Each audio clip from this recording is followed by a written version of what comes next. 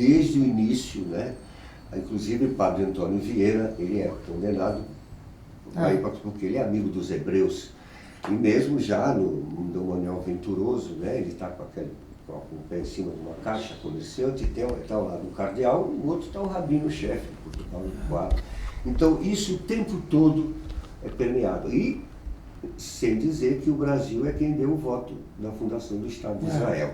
E toda a nossa história, então, Maurício, de Nassau, a sinagoga, nós temos uma presença imensa aqui. E só para finalizar, que eu estive lá no Safra, lá em São Paulo, que tem um lugar na Associação Judaica, e tinha uma exposição dos judeus da Amazônia. Certo. Então tem um rabino que foi enterrado no século.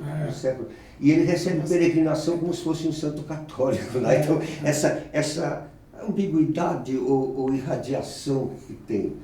Isso. Mas, tá ótimo. Não, assim, eu acho que assim, o Brasil, os judeus e o Brasil a história começa antes do Brasil. Porque por razões históricas, os judeus estão muito presentes na Península Ibérica e particularmente depois em Portugal, e portanto eles veem o nascimento do Brasil como projeto. Existem várias especulações até sobre um certo interesse que haveria tanto na Cristóvão Colombo, como as suas expedições, uma origem judaica que Colombo teria, e um problema judaico que existia na Península Ibérica, que foi o momento em que os reis católicos, etc., assumiram o poder com a saída dos muçulmanos, que durante um período, século XII, XIII, XIV, você tem ali a presença dos mouros, e por incrível que pareça, apesar de ser um período belicoso entre os mouros e católicos, havia uma certa, como é que eu posso dizer assim, uma certa convivência, né, para os judeus, principalmente entre os mouros, os muçulmanos, o que é muito interessante, porque os judeus, na verdade, nunca sofreram nenhum tipo de perseguição, a não ser no início realmente do Islã, com Maomé, que em dado momento tem uma história lá atrás, mas nunca houve, muito pelo contrário, na Península Ibérica é considerado um período de ouro para a tradição, para a história judaica, e com a tomada, com a expulsão dos mouros e a Península Ibérica cristã, o que acontece, católica, ela vai gerar um episódio muito importante para os judeus, que é, primeiramente, a perseguição, né, com a Inquisição e a conversão forçada dos judeus, que leva os judeus inicialmente a saírem da Espanha e migrarem para Portugal, fazendo com que a população judaica em Portugal, às vésperas do descobrimento do Brasil, fosse enorme. Se calcula 10, 15% da população era de judeus, sendo que esse 10, 15% da população querendo ir embora, porque mesmo em Portugal as coisas ficaram muito difíceis e a perseguição da Inquisição, que acabou levando também a conversão forçada em Portugal, ou a expulsão, né? Tudo isso é um episódio que está coincidindo com o início das descobertas e a descoberta do Brasil. Então, desde o início, quando o Brasil é descoberto, você tem uma migração, os judeus de alguma forma tentando ir para esse novo mundo, né? Por que não encontrar um novo mundo se esse velho estava tão complicado para os judeus? Então, os judeus estão presentes, né? Existem vários, tanto como parte das primeiras expedições para o Brasil, como também nos primeiros momentos que o Brasil se organiza, Fernando de Noronha, a gente tem nas capitanias, você tem presença dos judeus, vai ter presença dos judeus em todos os episódios, né, da história judaica. Não é ainda digamos assim, uma comunidade judaica organizada, mas são indivíduos judeus, muitos deles querendo fugir da Inquisição, e que fazem esse capítulo inicial da história do Brasil. Depois, o Brasil acaba tendo vários momentos, ele durante quase 2 séculos se torna uma possibilidade de fuga da Inquisição. Então você vai ter a migração dos judeus vindo para o Brasil, Nós temos um outro episódio que é justamente na invasão holandesa. Os judeus, quando foram expulsos de Portugal, uma boa parte desses judeus portugueses imigrou para a Holanda. E lá eles se estabeleceram como comerciantes. E esse comércio que a Holanda começa a exercer e que também tem uma certa visão colonialista e entra, digamos assim, em conflito com o próprio Portugal, eles tentam vir ao Brasil, invadir o Brasil e criar uma colônia holandesa. Os judeus fazem uma segunda imigração ao Brasil, dessa vez ainda mais organizados do que no início da criação, da descoberta do Brasil. Porque dessa vez eles vieram, já estamos bastante mais à frente, um século à frente, e eles chegam aqui no Brasil com o sonho de fundar aqui realmente um espaço livre, totalmente livre da Inquisição, uma vez que Portugal fazia do Brasil, apesar de ser um lugar longe da corte e longe da Inquisição, a Inquisição acabou vindo ao Brasil e não resolveu essa questão. Então, com a invasão holandesa, eles acompanham Maurício de Nassau, a fundação da primeira comunidade judaica e sinagoga, né? Na verdade, é a primeira sinagoga abaixo do Equador. Nunca havia sido criada uma sinagoga, né? Toda a história dos judeus acontece no Oriente Médio, na Europa, né? E nunca havia descido. Até curioso, há cartas do primeiro rabino que foi rabino abaixo do Equador, que era Abu Abda Fonseca, e esse rabino ele manda uma carta aos rabinos da Holanda, e muito confuso, porque todo o calendário judaico ele é baseado no hemisfério norte, acompanha, né, o verão, o outono, o inverno, a primavera, de acordo com o hemisfério norte. Quando eles vêm para cá, todas as estações mudam. E as festas judaicas, ele não sabia como fazer. Por exemplo, a Páscoa judaica, que é feita na primavera, está, de certa forma, ligada simbolicamente à primavera. Ele disse, o que eu faço agora? Eu vou fazer ela no meio do outono. Né? E essa resposta que vem mesmo da Holanda, ele diz, não, esquece, muito confuso, vocês são uma comunidade muito pequena, vocês vão seguir o hemisfério norte. E assim ficou até os nossos dias. Eu mesmo, confesso a você que há uns 10 anos atrás, eu tentei criar um costume, porque depois isso se tornou uma coisa muito complexa, porque a tradição judaica, ela tem um simbolismo muito, muito forte, justamente com a passagem, né, das estações. Então eu, há mais de 10 anos, uns 15 anos atrás, eu propus, mandei uma carta muito elaborada aos Estados Unidos, propondo aos movimentos liberais, conservador e reformista, que fizessem algumas mudanças no ritual abaixo do Equador. Porque hoje você tem comunidades judaicas espalhadas, no Brasil, América Latina, você tem na Austrália, você tem na África do Sul, você tem em várias partes da África, todos abaixo do Equador. Então a minha proposta era não uma modificação total, para que não ficassem totalmente, digamos, desalinhados, mas algumas proposições, e fui voto vencido. Não quiseram, porque realmente tinha uma série de implicações, mas continua existindo, acho que, essa demanda, e eu propunha justamente, eu propunha algumas mudanças litúrgicas que simbolizassem essa diferença entre norte e sul, sem modificar totalmente, obviamente, o quadro. Falando sobre isso, talvez daqui a uns meses eu mande de novo. Maravilhoso isso. Já até me esqueci. Que fantástico. Não, porque eu acho que é uma coisa que é a ser feita ainda.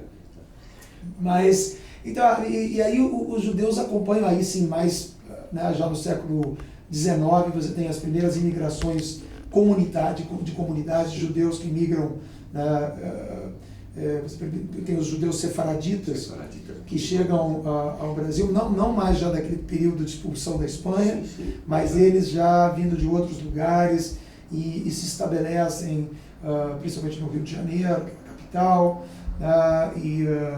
e você tem...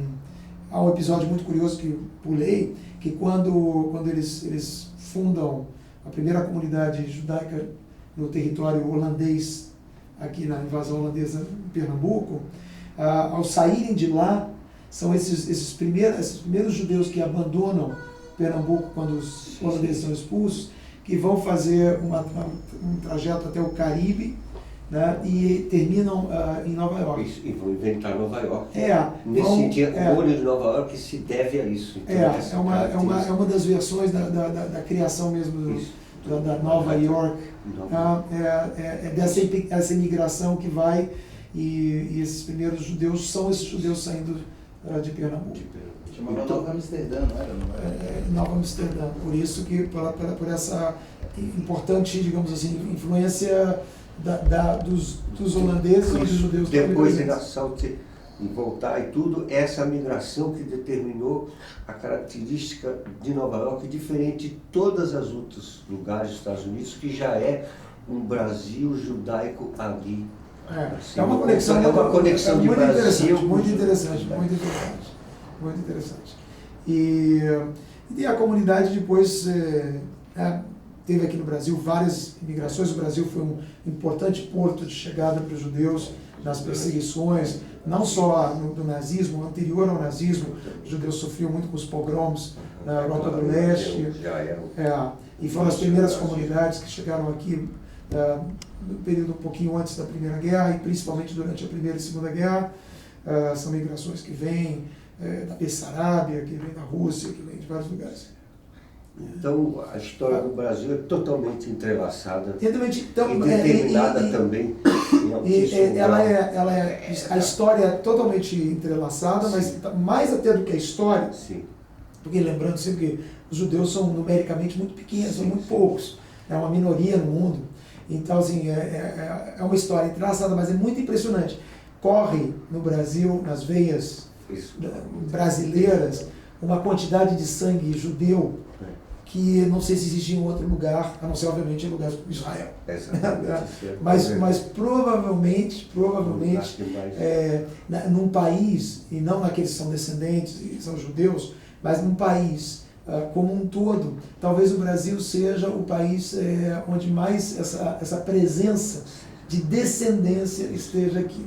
Porque houve uma imigração que a gente não tem nem muito bem ela registrada, dos primeiros portugueses que vêm para cá, uma quantidade enorme de recém-batizados que foram. Exatamente, pessoas fugindo, recém-batizados e também depois judeus os criptojudeus, que mantinham o judaísmo de forma oculta, e mesmo aqueles que tinham se convertido também simultaneamente. Por exemplo, porque alguns se converteram mesmo, ficaram com medo e abandonaram. Mas aquele sangue estava presente, muito presente aqui.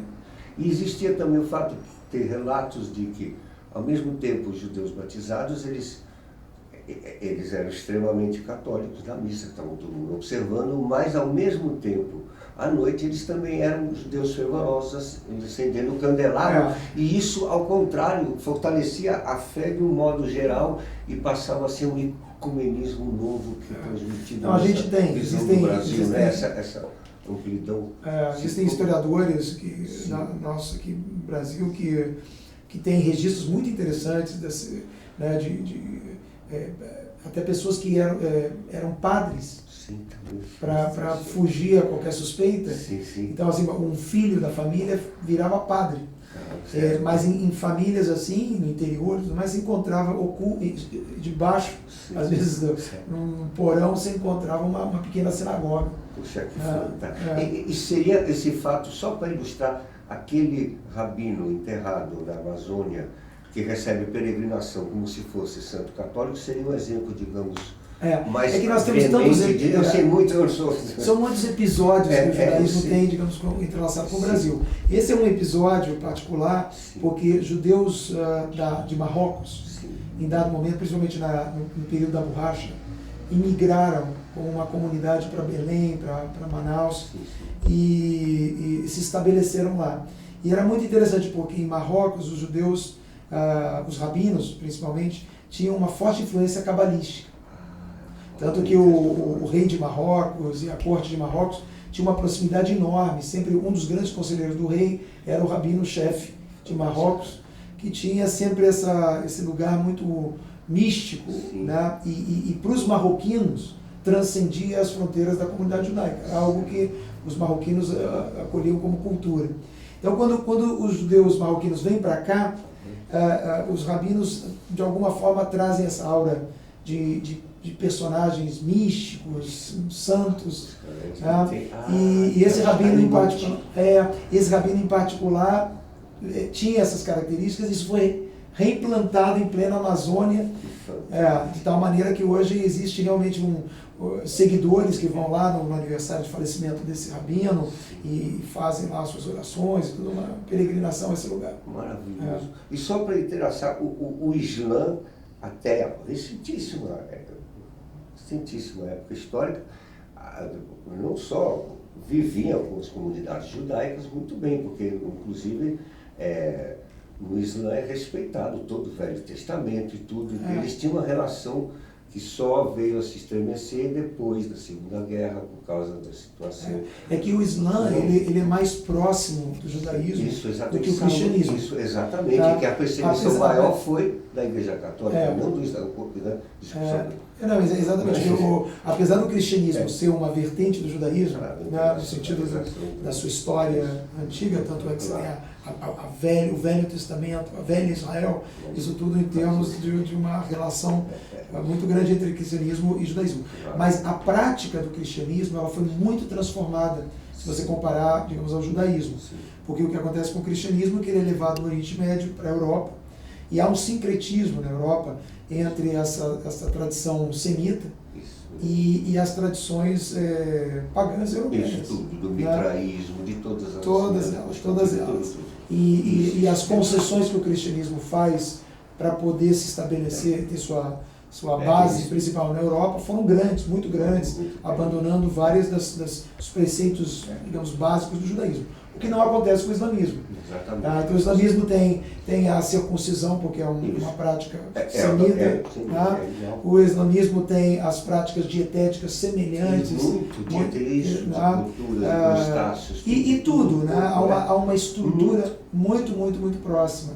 E além de, obviamente, como você mencionou, de ter a santidade do que é dito no Antigo Testamento, a santidade dos profetas todos de Israel, estarem presentes em ambos, no caso em ambos, tanto no cristianismo quanto no islamismo. Mas no Islã é até mais pontuado, porque o cristianismo ele dá foco mais a tudo que acontece a partir da história de Jesus. E o islamismo não, para ele é mais ou menos um pacote único. Mas então não houve, realmente nós não temos uma história, de novo, a história humana é cheia de conflitos. Então, a gente vai dizer que sempre as coisas nunca existiram, não tivemos situações, ou em dados momentos, um estava de um lado, o outro, que podia ter algum tipo de adversariedade. Mas isso não acontecia em forma nem religiosa, nem era um inimigo natural. Muito pelo contrário. Muito pelo contrário. O que, de certa forma, acabou acontecendo com o cristianismo europeu, que era basicamente uma adversariedade. O judeu tinha medo. Tinha o Santo Graal, inventado lá pelo Richard Wagner, pré-nazista, proto-nazista, é o sangue de um rabino derramado da cruz, que vai virar o racismo ariano. É uma inversão total da... E por razões muito interessantes, porque é muito interessante, porque a história fundadora do cristianismo, ela nasce num momento muito dramático, que é a morte de Jesus, que é perpetrada por alguém. Então, isso existiu. Quem é esse alguém? O que acontece? Quando o cristianismo vai para Roma, Roma é o centro do cristianismo, essa história não poderia ter como versão de que Roma é a responsável. Então, Israel, os judeus, aparecem sempre como grandes candidatos para esse lugarzinho de bode expiatório. É verdade, o tempo todo. E tudo é início E a visão da história também vem com o judaísmo. A responsabilidade da família, da história. O judaísmo, isso também é muito interessante. Se você olhar e dizer assim, quais são os nomes... Se você pensar assim, quais são os nomes, mas quem é o brasileiro... Quem é brasileiro? Se você fala do José, do João, da Maria, que são os nossos nomes. Os nossos, exatamente. Maria é Miriam, Miriam, a mãe de Jesus. José é Yosef, José do Egito. João é Yohanan, Né? Então, a base, um lugar que nem o brasileiro sabe. E depois nós temos também episódios muito interessantes no momento que o Brasil abre as portas para salvar, inclusive, grande parte dos judeus que estavam fugindo da barbárie nazista. Depois, complicadores, que na época de Getúlio, o Getúlio quase se alinha com o eixo alemão, da guerra, etc. Mas é muito interessante porque aonde você vai tem sementes. Algumas sementes até obscuras, né? Nós temos aqui no Rio de Janeiro, né? Uma presença muito interessante das prostitutas, das polacas. Das polacas também, claro. Um outro episódio. E são episódios muito, muito, muito interessantes, porque são respingos. Claro que a história do Brasil é uma história ampla, mas são respingos, mas onde respinga, alguma coisa reflete e brota. Porque eu acho que tem a característica do próprio Brasil, que o que plantar nasce na cultura, não só cultura agrícola, mas cultura. Né? E também um pouco a história dos judeus tem sempre uma intensidade muito grande. Então, essa história das prostitutas, que é uma história problemática para os judeus, porque foi, na verdade, um tráfico de mulheres, né? E que foi uma coisa assim, feita dentro da própria comunidade judaica. Foram pessoas que exploraram mulheres muito pobres na Europa do Leste e trouxeram elas como prostitutas. É como esse Salve Jorge, ao contrário, vindo da Europa para cá e não da Europa para lá.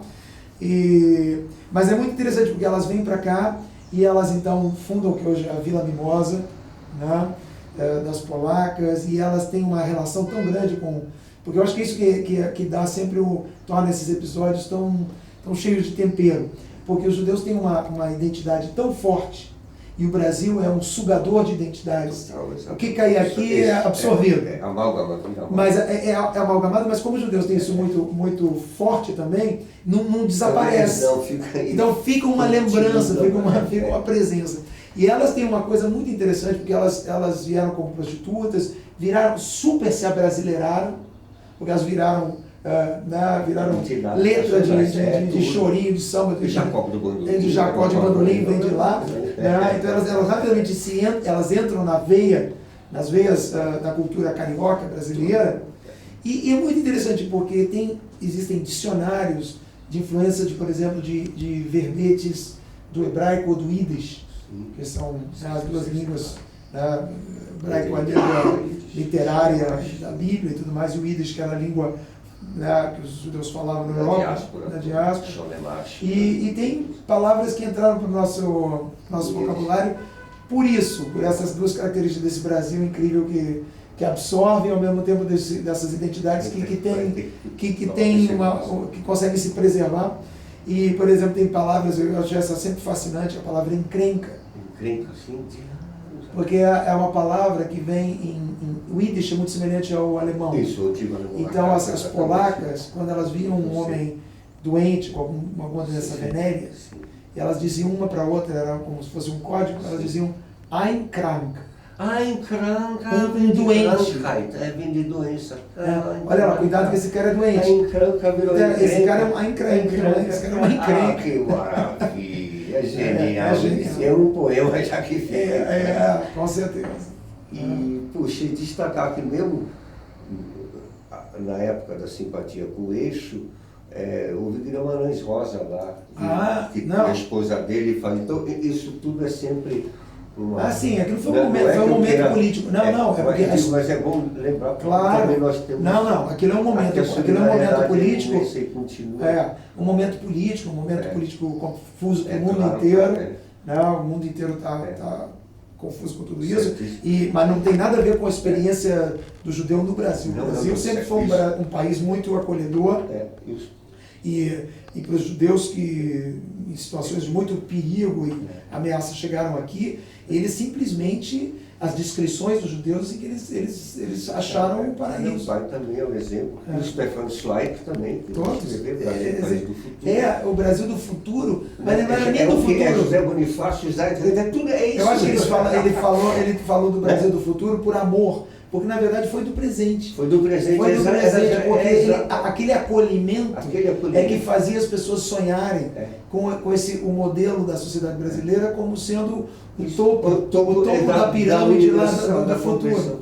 E ele acentua, inclusive, a importância do Carlos Gomes, que no século XIX, a eugenia já ia acabar preparando o nazismo. Um autor enalteceu o índio, o Guarani. Exatamente. Então ele vai por aí, isso tudo que você... Puxa, e é interessante, porque essas barreiras, todas essas ideologias, sim, são é a terra brasileira que a faz tudo. Exatamente. Puxa. Mas é uma história, a história dos judeus é realmente muito rica no Brasil, por essas características. Eu acho do Brasil também acentua. A gente tem episódios, onde você vira tem episódios e histórias para contar. Maravilhoso. Qualquer coisa a mais eu gostaria de... Então, tanta coisa, podemos ficar infinitos. Com porque certeza. aqui é a história da humanidade, não é isso? Eu pessoalmente hoje vejo, pauto muito o meu trabalho, muito com essa visão, que eu acho que há uma característica no Brasil que eu exploro até digamos assim, nos limites, não vou dizer máximos, mas eu forço esses limites que eu não encontro em nenhum outro lugar onde as comunidades judaicas vivam em outros países, que é exatamente essa capacidade que o Brasil tem de tolerância, né? Que é uma tolerância que faz os dois movimentos. Absorve. Como os Estados Unidos fez. Os Estados Unidos é um melting pot, o famoso melting pot. Isso. Mas o Brasil tem uma característica... A amálgama é além do melting pot. É um salto qualitativo. Tem uma coisa no Brasil que é muito especial. Uma vez eu fui à Bahia, até mencionei isso num livro meu, que se chamava Ter ou Não Ter, um livro sobre consumo. Um dia eu estava na Bahia, e estava num armarinho na Bahia, e naquele armarinho vendia tudo. Vendia de o que você quisesse, tinha ali dentro. Uma coisa mínima assim, tinha uma moça. E aí eu virei para ela e disse, vem cá, mas aqui tem de tudo. Ela falou que aqui, ela falou na Bahia, mas eu estenderia isso ao Brasil. Aqui a gente, aqui tem de tudo, e ela falou assim, aqui a gente dá e deixa. Maravilhoso. E eu achei essa... Isso é genial, hein?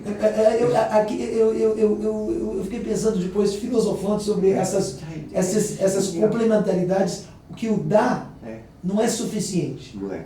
A tolerância, ela é...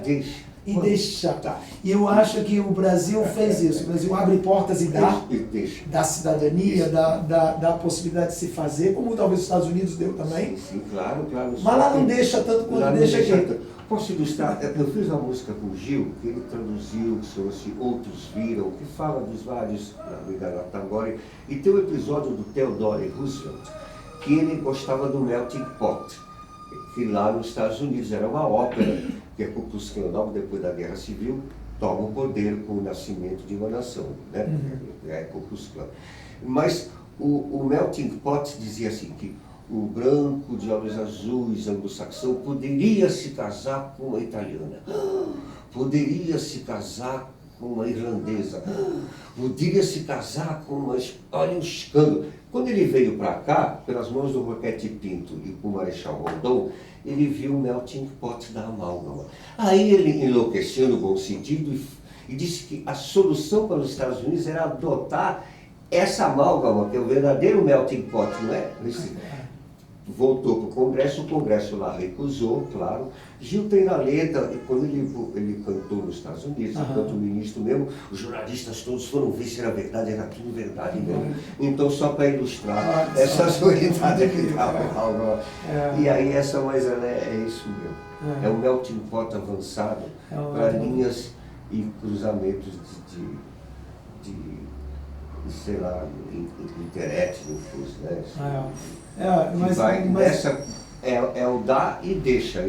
Então isso, mas isso agora já foi adotado lá também nos Estados Unidos, né? Hoje em dia você tem ainda tem uma certa dificuldade, mas essa característica principal do Brasil é a de uma amálgama. Mas você consegue fazer isso. Hoje, eu acredito que nas leis, isso hoje é refletido lá. Sim, hoje sim. Mas no povo muitas vezes não é. Não. Isso aqui é nós que temos que civilizar o mundo nessa direção da amálgama.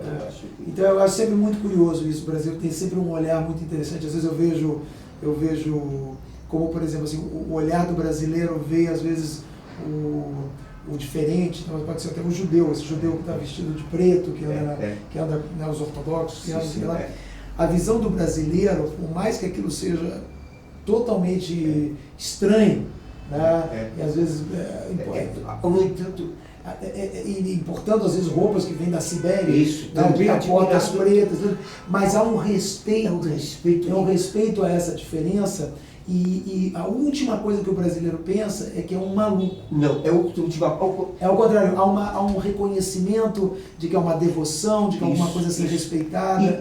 E isso é um pouco, transcende talvez até o índio, eu acho que nos ajudou a fazer, o índio nos ajudou a fazer esse amálgama ao extremo.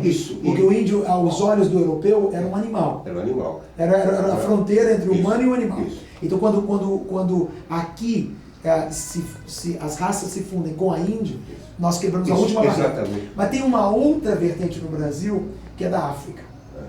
Que é essa que respeita. Exatamente. Essa que tem uma coisa muito interessante, porque não vem nem do lugar dos monoteísmos, né? Vem do lugar de politeísmo, onde havia uma diversidade tão gigantesca no culto, nas tribos, nas culturas, que eu vejo esse olhar no Brasil. Quando passa às vezes um ortodoxo e eu posso capturar um olhar brasileiro, aquele personagem esquisito, transladado aqui para o Rio de Janeiro, 40 graus, eu vejo muito esse olhar africano. Olha lá uma tribo diferente. Exatamente. E eu só queria reafirmar, porque está inclusive nesse próximo programa, o botou na TV Brasil, e foi Jorge Caldeiro, o historiador, que me chamou a atenção, que isso se deve aos índios tupis-guaranis, porque eles vieram do sul e para eles tudo é mistério. E o mistério os criou para que eles fossem desvendando e desvelando o mistério. Então, ao contrário de qualquer outra cultura do planeta, de qualquer época histórica, o desconhecido, o estranho, a novidade, o forasteiro, no mínimo era para ser olhado com desconfiança e no máximo, na maior parte das vezes, para ser estraçalhado. Aqui não. Como é para desvendar o mistério, tudo que é diferente é para ser amado. Assim que eles expulsaram os índios do litoral, transando, porque de repente eram outras tribos.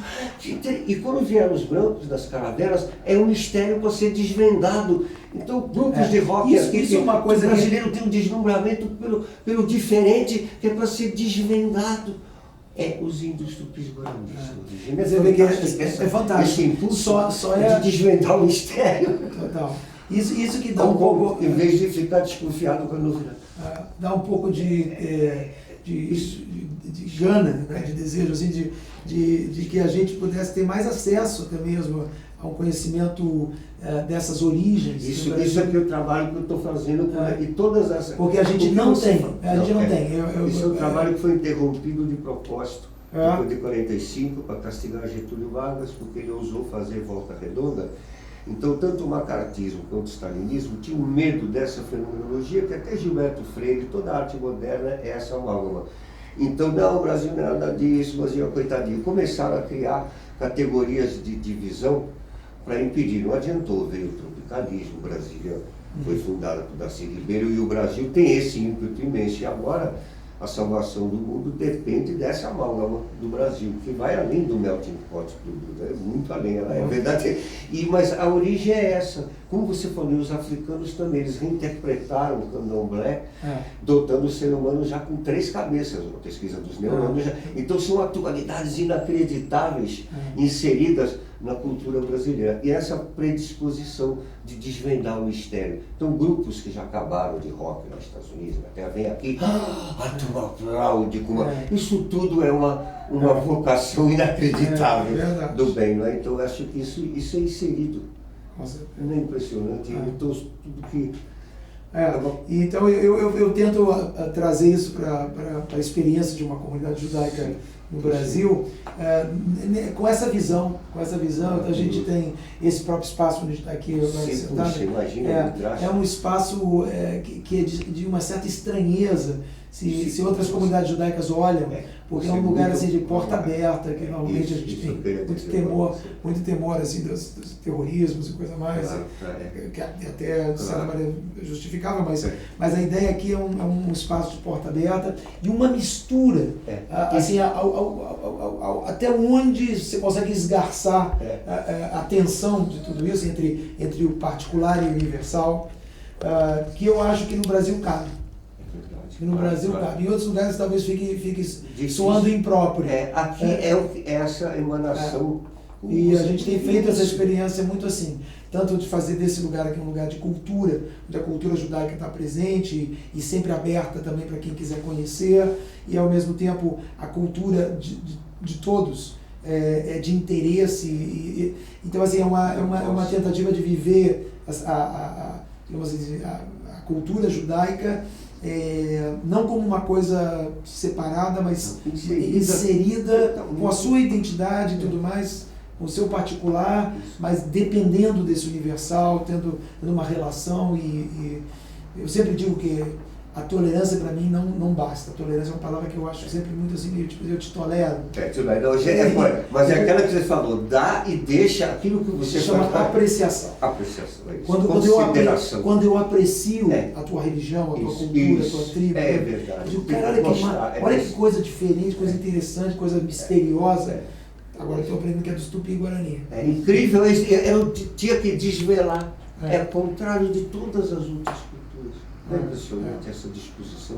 Por isso que expulsaram, entre aspas, eles se miscigenaram com as tribos que já estavam em todo o litoral, mas conseguiram, porque era novidade essa tribo. Então, é porque aqui, esse mecanismo. O que aconteceu aqui é muito interessante, porque talvez tudo aquilo que a gente reclama do Brasil, aquilo que nos